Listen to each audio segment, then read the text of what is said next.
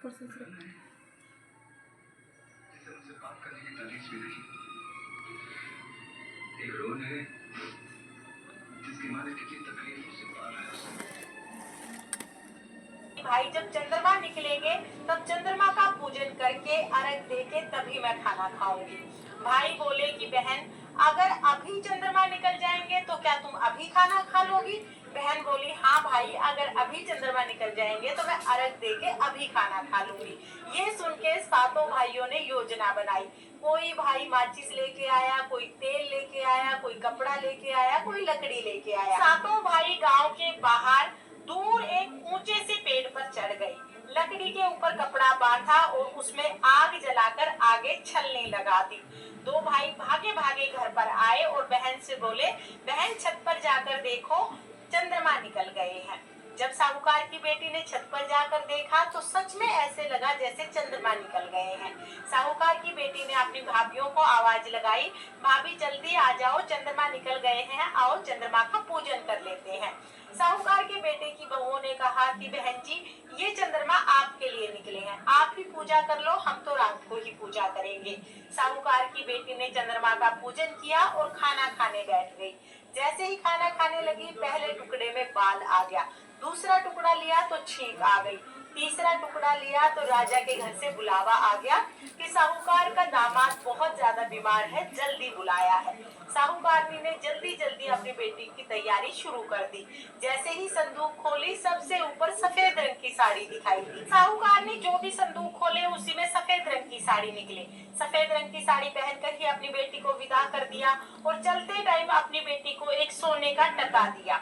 साहूकारनी बोली बेटा रास्ते में सबके पैर छूते हुए जाना, जो भी तुम्हें मिले उसी के पैर छू लेना, जो तुम्हें सदा सुहागन रहो का आशीर्वाद दे दे उसी को ये सोने का टका दे देना। साहूकार की बेटी घर से चल दी, रास्ते में जो भी मिले सबके पैर छुए, लेकिन किसी ने भी सदा सुहागन रहो का आशीर्वाद नहीं दिया। जब साहूकार की बेटी अपने ससुराल के घर पहुंची तो दूर से देखा कि घर में बहुत सारे लोग इकट्ठा हुए हैं। साहूकार का दामाद यानी बेटी का पति गुजर चुका था, उसकी मृत्यु हो गई थी, इसीलिए सब लोग इकट्ठा हुए थे। साहूकार की बेटी जैसे ही घर के अंदर जाने लगी तो घर की दहलीज पर एक छोटी सी लड़की खड़ी थी। साहूकार की बेटी ने उस लड़की के पैर छुए तो लड़की ने आशीर्वाद दिया सदा सुहागन रहो। साहूकार की बेटी तो उस लड़की के पैर पकड़ के वहीं बैठ गई। लड़की ने कहा हे दिन में चांद उगावनी पैर छोड़, हे व्रत तोड़ने वाली पैर छोड़, ए भाइयों की लाडली बहन पैर छोड़। साहूकार की बेटी ने पैर नहीं छोड़े और बोली हे माँ मैं पहचान गई हूँ आप ही करवा चौथ माता हो। हे माँ आपने मेरा सुहाग लिया है, आप ही मेरा सुहाग वापिस दोगी। माँ गलती से व्रत टूट गया, मैंने जानबूझ के व्रत नहीं तोड़ा, गलती से ये सब कुछ हुआ है, कृपा आप मेरी इस गलती को क्षमा कर दें, आगे से कभी ऐसी गलती नहीं होगी। साहूकार की बेटी इस तरह से विनती करने लगी। साहूकार की बेटी की विनती सुनकर करवा चौथ माता का दिल पसीज गया। करवा चौथ माता अंदर गई और अपनी उंगली से छींटे मारे। जैसे ही छींटे उसके पति पर गिरे तो वो हर हर करके उठ गया।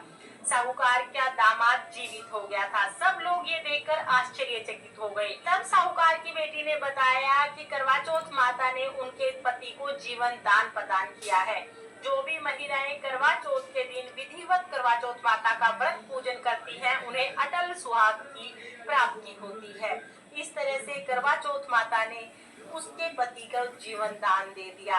हे करवा चौथ माता जैसे आपने साहूकार की बेटी के साथ पहले किया वैसे किसी के साथ मत करना और जैसे बाद में किया वैसे सबके साथ करना। इस कहानी को कहते सुनते हुकारा भरते सब पर अपनी कृपा दृष्टि बनाए रखना और सबकी सभी मनोकामनाएं पूर्ण करना। ये थी करवा चौथ की व्रत कथा। अब हम एक विनायक जी की यानी कि गणेश जी की कहानी और सुनेंगे। गणेश जी की कथा शुरू करते हैं। एक बार एक गांव में एक बुढ़िया रहती थी। वो बुढ़िया रोजाना गणेश जी का पूजन करती थी। रोजाना मिट्टी के गणेश जी बनाती, रोजाना गल जाते। बुढ़िया के घर के सामने ही एक सेठ की हवेली बन रही थी। बुढ़िया ने जाके कारीगर से कहा कारीगर भैया आप मेरे लिए पत्थर के गणेश जी बना दो। कारीगर बोला माँ जी जब तक हम आपके गणेश जी बनाएंगे तब तक तो हमारी दीवार बन जाएगी, हमारे पास समय नहीं है, आप किसी और से बनवा लो। बुढ़िया को बहुत दुख हुआ। बुढ़िया ने अपने मन में सोचा कि भगवान करे तुम्हारी दीवार टेढ़ी हो जाए। ये सोचकर बुढ़िया अपने घर चली गई। अब कारीगर जब भी दीवार बनाए दीवार टेढ़ी हो जाए, दीवार को गिराना पड़े, दोबारा से दीवार बनाए दोबारा टेढ़ी हो जाए, दीवार को दोबारा गिराना पड़े। ऐसे ही बनाते गिराते सुबह से शाम हो गई। शाम को सेठ जी घर आए। सेठ जी ने कहा कि आज कोई भी काम नहीं किया है। तो कारीगर बोले, सेठ जी काम तो बहुत कर रहे हैं, लेकिन जैसे ही दीवार बनाते हैं दीवार टेढ़ी हो जाती है और दीवार को गिराना पड़ता है। फिर कारीगर ने बुढ़िया के आने की सारी बात सेठ जी को बताई। सेठ जी ने कहा, मुझे बुढ़िया के पास लेके चलो। कारीगर सेठ जी को बुढ़िया के पास ले आई। बुढ़िया के पास आकर सेठ जी ने कहा, हे बूढ़ी माई, हम आपके पत्थर के नहीं सोने के गणेश जी बनवा देंगे, आप हमारी दीवार सीधी करा दो। गणेश जी तो सारी बात सुन ही रहे थे। गणेश जी ने सुनते ही तुरंत दीवार को सीधी कर दी। सेठ जी ने भी बुढ़िया को सोने के गणेश जी बनवा के दिए।